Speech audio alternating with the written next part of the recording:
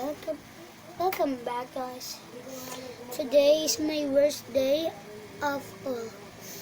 You know, I got the strike ability speed, but I'm 8 years old, and someone that 9-year-old said to fight. So to fight that kid. So that kid is 6 years old and I'm 8 years old. So I got the speed, strong, and the ability to kill. But he just knocked me down. Now what the heck? But everyone said that ang mga grade 1 ay malakas.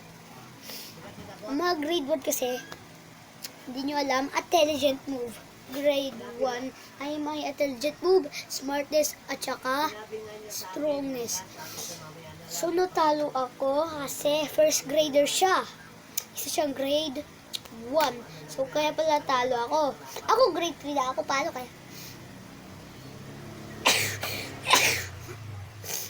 So, nananak me down niya. So, kaganina, nananak me ng siya.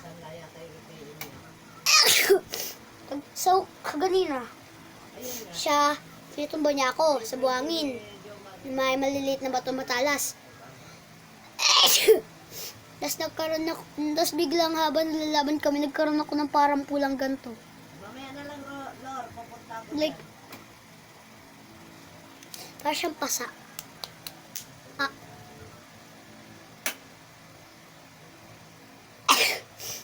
So the point of winning, dapat manalo ka sa sarili mong kalakasan.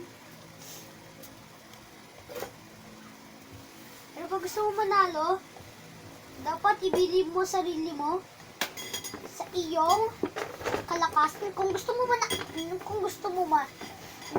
pag gusto mo manalo, kailangan mo gamitin sa lakasan mo.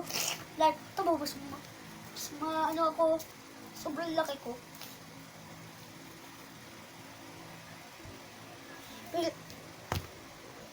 Kaya ko tumalon sa whole screen. Like, just, diba?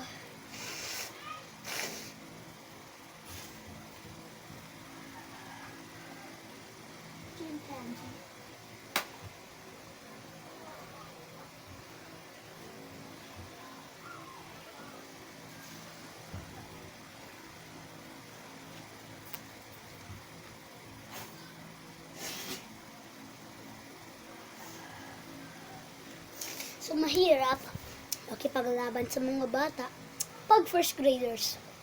So, ngayon alam mo na.